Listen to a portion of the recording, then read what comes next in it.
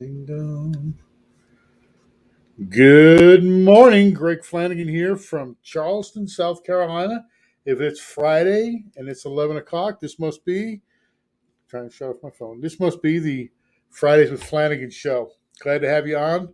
As you know, every Friday we come to you at 11 o'clock just to share what we know, help you get on with your career, maybe answer some questions for you from from an old guy's perspective, okay? Some people agree, some people don't. You know what? The way I look at it, doesn't matter to me. We're in Charleston today. We run a small team here. If you have any referrals, please send them down. We'll take care of them. You'll never be embarrassed that you referred them to us. And if we have anything for you, we'll definitely send them back up to you. Today's weather, gosh, it's beautiful. I opened those doors up this morning about 4:35, 5 o'clock, and it was like early fall in upstate New York. And I come from upstate New York years ago. And down here, it's just that beautiful time of year. We're getting a little bit of color change on the leaves, not much. We don't get a big leaf change. And you can see that my background has changed a little bit. Guy who used to sit on my shoulder out there. Where is he? There. They fenced it off. We're having a new building built over there, and they're putting up silt fences and all that good stuff. So that's what's going on in my life. Real estate keeps kicking, kicking, kicking. We're not seeing any major changes over the last week. We are going to see some. We are going to see some rates going up. Now, are they going to go up drastic to 18, 19, 20%? Probably not. But you are going to start seeing fours, I think, in the next month and a half. We only have 7, 8 weeks left till the new year. Hopefully, you're still working. Heard a lot of people this week. Oh, I'm going to take the day off, going to lay back. I did my job. I made my goal, and I'm going to go on to 2022. Worry about it in January. And that's definitely not the time you want to worry about it in January. You want to be running when January gets here. And that's what we're going to deal with today. We're going to talk about business planning. Now, before I start, this is not a comprehensive business planning. These are quick numbers. Where do I want to be tomorrow? Where do I want to be later on, next year? If you're looking for an intensive business planning clinic, drop me a line. Let me know. We'll set something up offline, or attend one of the other business planning sessions you see out there. You got to know what you're doing. All right, let's jump right into it because it's probably going to be a long session. Where we go? There we are. All right, welcome to Fridays with Flanagan. Power Onward is my coaching company. Fridays with Flanagan I've been doing for probably 3, 4, 5 years maybe. And just like I said, just coming to give you some information, maybe to lessen that learning curve when you start out. Uh, Definitely save you money because Lord knows I've made the mistakes, I've spent the money, and I want to make sure you don't spend that kind of goofy money because somebody said it was great. Uh, so join me as I pull back the curtain on some of the best kept secrets of the real estate world. Each week, we dive into what's happening in the market and how we, as professional real estate agents, should be responding. Now, if I can get my mouse back on my other screen, where's my mouse? There it is. That's funny. I can't get there from here. Ah, there we go. Oh, sorry, guys. Power Onward, your growth partner for success, business planning 101. Know your numbers in 30 minutes. It's the name of the show today. Know your numbers. What numbers? I get a lot of people asking me, what numbers are we talking about, Greg? I don't have any numbers. Do I need numbers? Where do I get my numbers? So this is a great place to find your numbers. What numbers are we looking for? We're looking for the number of sales you need to reach your income goal for next year. You know, how many listings did you do this year? How many buyers did you take this year? How many contacts did you make this year? How many appointments you made?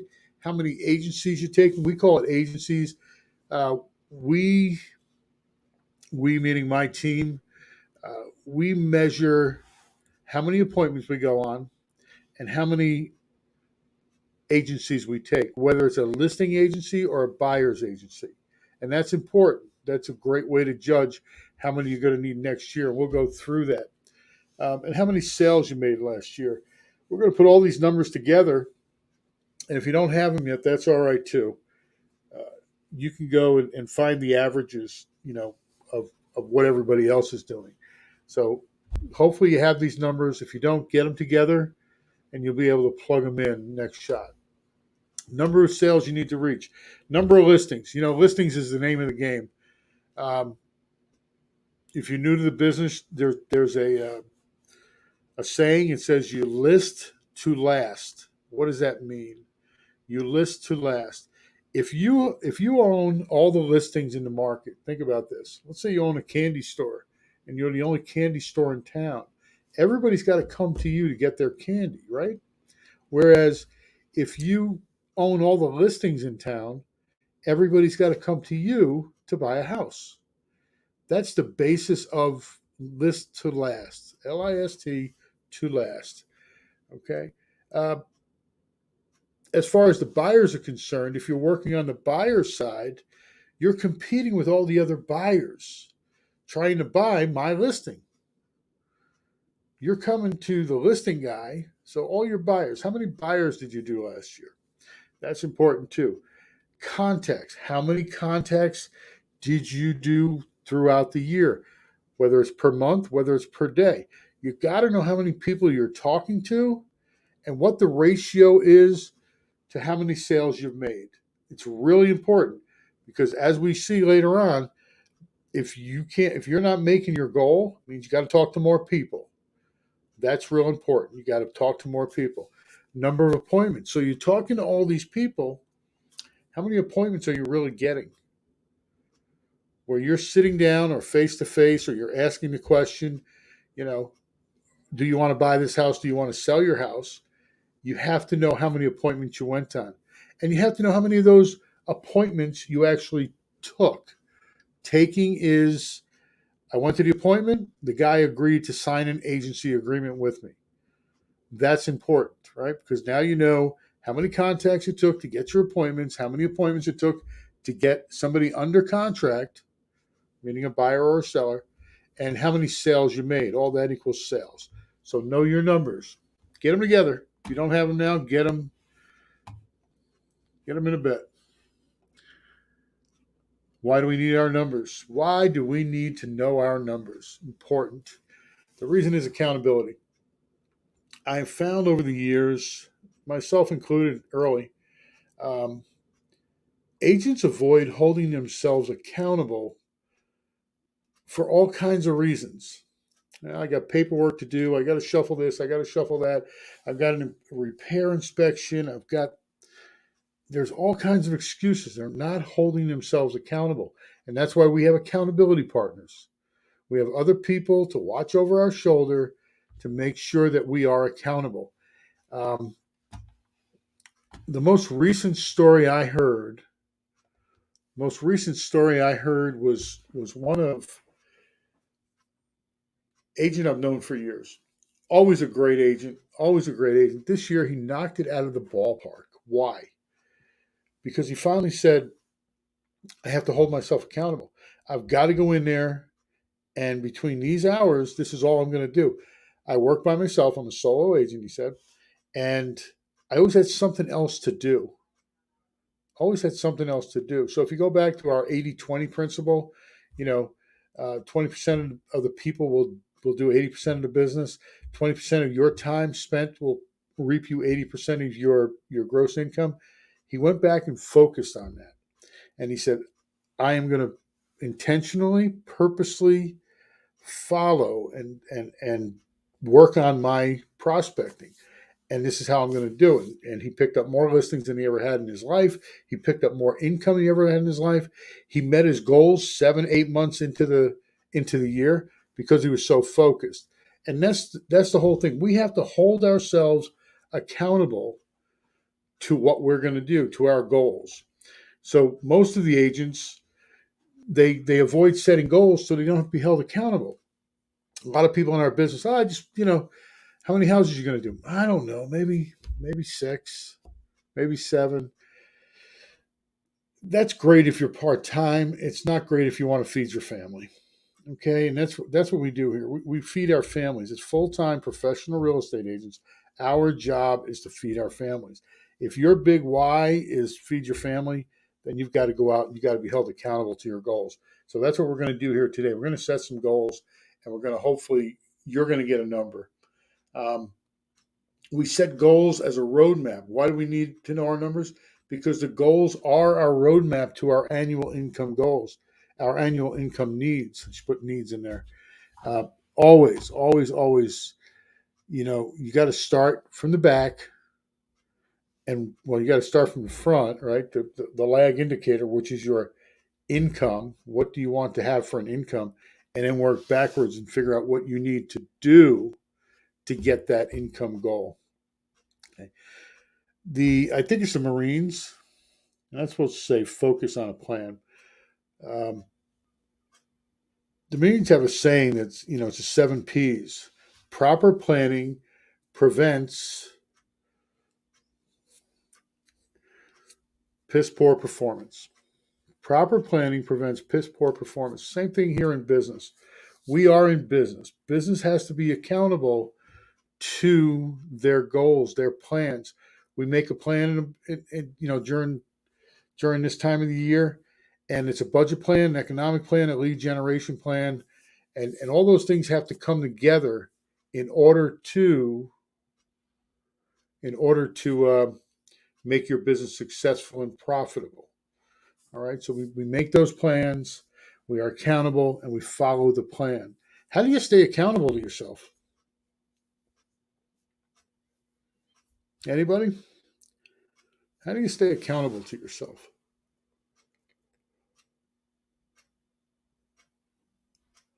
Hire a coach. That's one way. Rewards, another way. I know, whether it's monetary, whether it's food, whether it's time off. That's how you stay accountable. You've got to have a bigger why. It's got to hurt. That pain's got to hurt to say, I'm not giving this up until X happens. And that X might be 20 contacts a day. Whether you made an appointment or not, 20 contacts a day, 15 contacts a day. We're going to show you how many contacts you need down the road. So successful businesses are accountable and they follow their own plans. Any questions? Somebody said during the week I got a comment that you move too fast, Greg. I can never ask a question. So you just let me know if there's any questions. Even if I'm past what I'm doing, go back and hit me up and say, Greg, slow down. All right, what are we up to next? Come on. How do I determine my goals and plans? Annual business planning. So I normally do my annual business planning. I'm doing it right in front of you here. It's between October and the end of November, normally before Thanksgiving. Why? Because this is where we need to be up and running by January. This is not wait till January and make a plan for the rest of the year. If you're like me, here in South Carolina, we sell houses pretty much throughout the year because we don't have a lot of snow. It's a beautiful day. People from the north come down and we sell houses. You've got to be up and running by January. People are making decisions in this time frame. Think about it. You're making a decision. They're getting up for the that all-encompassing New Year's resolution. Maybe the resolution is to find a new house. Maybe the new resolution is to sell their home, move to Florida. Whatever that, they're starting to think about moving into the spring. And this is where you've got to get your ducks in a row, your planning together, and figure out what you're going to do in January. Because come January, I know January is normally one of my biggest months. People start calling, you start calling them. It's just a big lead up to the spring. Have yourself a great spring, and you'll just keep going right through the summer. So we start the planning in the fall. We review all our data from the last 12 months. I'm not a January to December guy. Never have been. I believe in the trailing 12 months, which means from today. What happened today and 12 months ago? What happened in between that period?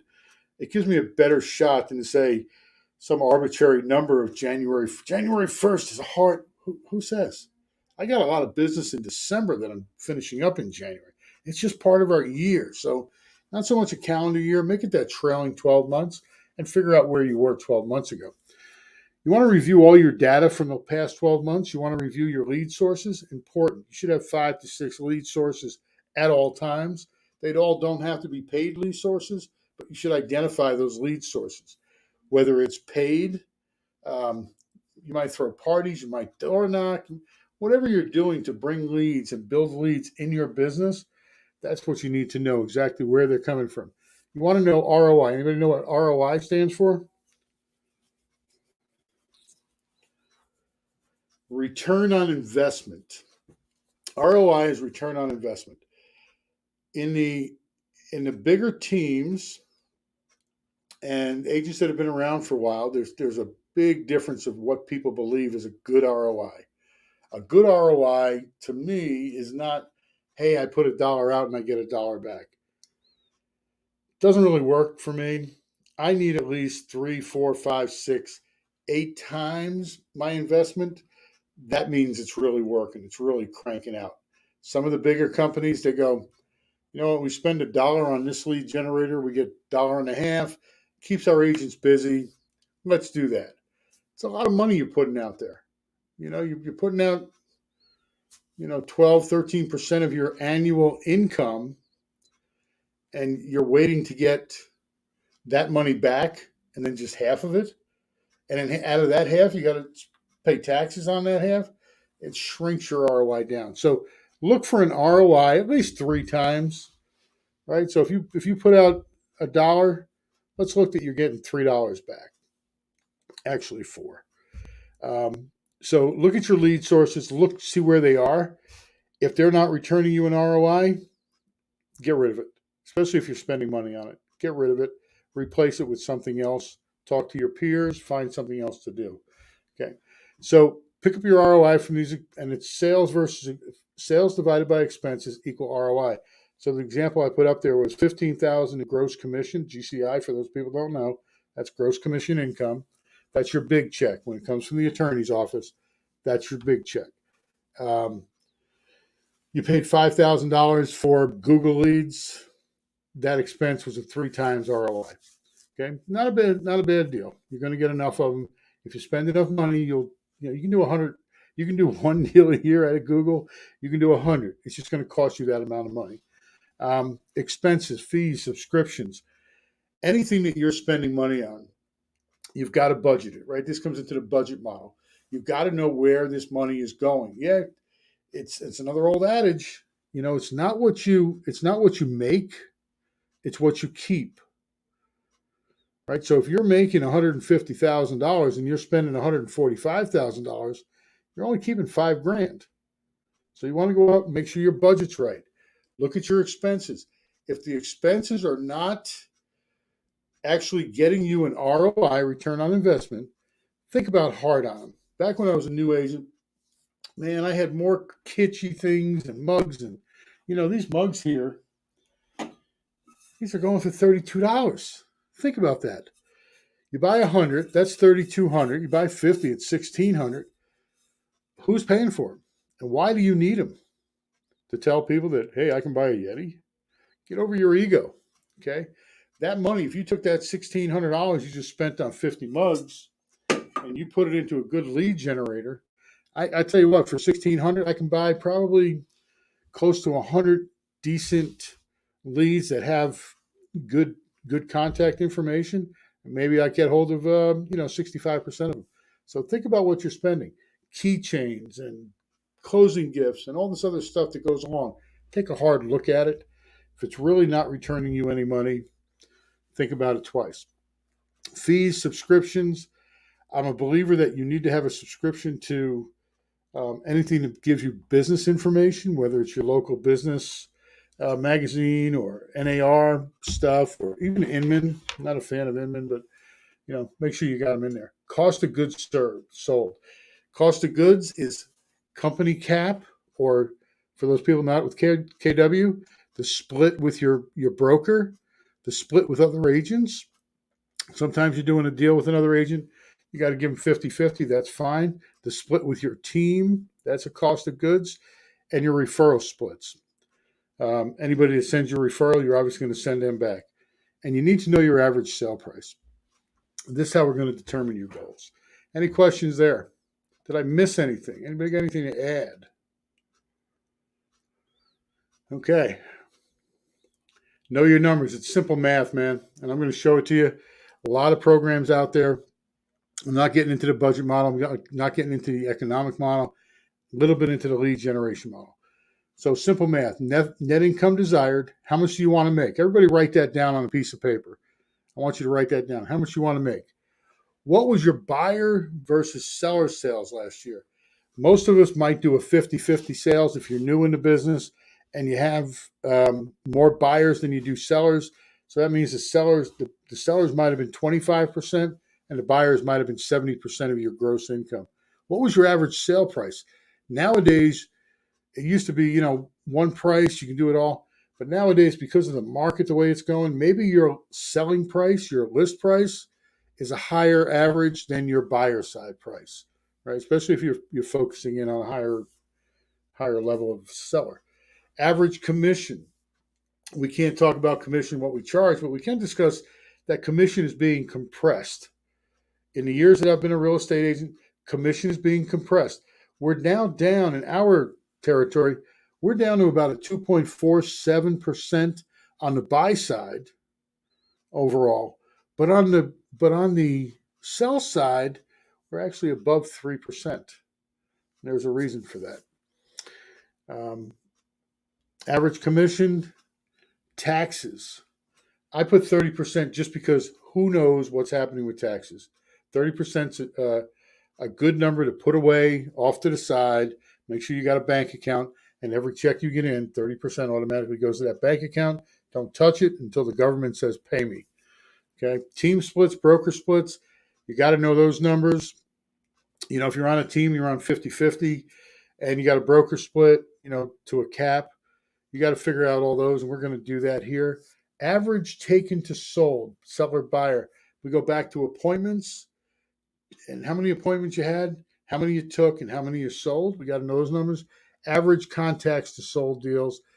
If you tell me that you're doing 1,000 contacts, 100 contacts a week, I'm going to tell you that you're probably selling 1.5 deals out of that. Okay, probably about 1.5 deals out of that. So we'll get to that too. And of course, I told you 30 minutes. I'm going to keep myself to it. Here's a nice little projection. I'm going to switch screens real quick. And hopefully I don't screw this up. There we go. All right. So now, can everybody see that? Give me a yeah. Put a yeah in the chat box real quick. Make sure I got you on there. Just say yes, if you would. I don't want to keep going if nobody can see it.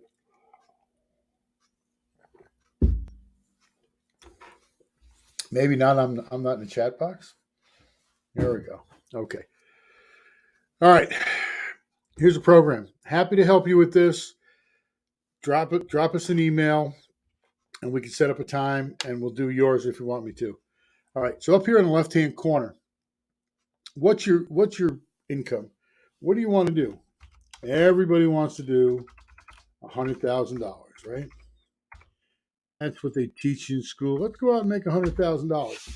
This is net income. This is what you want to put in your pocket at the end of the year and go home with. Everybody understand that? This is not gross income. This is net. The next one over is percent of income from your listing and your buying. I'm going to leave those at 50% each. Okay, 50% listing, 50% buyers. We're going to do half and half this year. Your average sale price. Here it says listing 250. We're going to leave it at that. And your buyer is also 250. I'm going to leave those two there because all over the world, there are different numbers. This is just a good example of what we want to see. Average commission rate. I told you it was 3% by us. I'm going to lower the buyer down to 2.47 simply because I know that works in my neighborhood. Taxes, the next one over, 30% for taxes. We're going to do that. We're going to say expenses about, this is all up to you. Remember we said it's not what you make, it's what you keep. These expenses are 25% of your gross. So I'm going to say, let's take 25% of our net. Really, it's up to you. This is going to be totally subjective. I'm going to put in $25,000, and that means you don't have any employees. It's just you alone. Split to the team. If you were on a team, we could put your splits in there. Nobody's on a split. Here at KW West Ashley, we have a 20%, goes back to the broker, up until $15,000 cap. Franchise split is 6%. That goes back to KWRI, and that is capped at $3,000. Okay. Now, you saw all these numbers going down.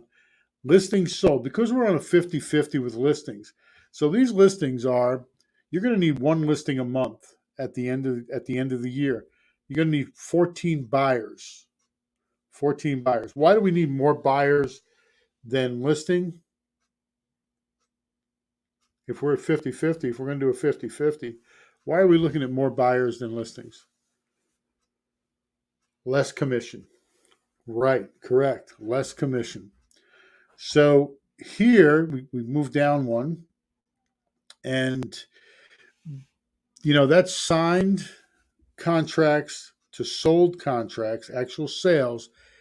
We have it listed here at 65%, which is a good number to have if you're new, because you're going to go on 100 appointments. You're going to take 65 of them, and you're going to take 85 of them, and you're going to get 65 sold. So it's good numbers. Same thing over here. 80% of the buyers. Seems we sell buyers a heck of a lot better than we sell listings. Listings are a little tougher. Listings signed, 18. You're going to sell 12. Buyers signed, 18. You're going to sell 14. Appointments held, 27. So that means you only got to do 2.3 listing appointments a month. 27, you're going to sell 12. Buyer appointments held, 22. You're going to sell 14. Again, 1.8. So here's what I really want to impress upon you. 2.3, 1.8 equals 4 deals a year, 4 appointments a month. 4 appointments, that's all you need to go on to make your numbers. It's absolutely crazy. Just go on 4 appointments. Okay. Listing appointment set, 42. Buyer appointment set, 27. Now this is the important part. Here's the contacts. And this is what we call a lead indicator. When you go down to contacts and you do 3,468 contacts a year with these numbers, you're going to make $100,000 in your pocket. You're going to have a GCI over here on the right-hand side. You see this over here? Your GCI is going to be about $173,000. Your contacts, but that's if you do these numbers. How many contacts is that a day? I don't know if you can see it or not. That is 289 contacts a month, 14 contacts a day. Can you go out and find 14 people, whether you're door knocking, telephone calling, party shopping, standing in lines in the supermarket? Can you talk to 14 new people a day? It's not even asking you to know your scripts yet. Just being alive, talking to 14 people. Do you think you can do that a day? Because if you can do that a day, you are going to sell $173,000 in GCI. And that's the important part about it. You've got to talk to people. All these numbers make sense. All these numbers will make sense forever. It's a very simple and easy way to do it. Any questions? Does it make sense to you? Excuse me. Does it make sense to you?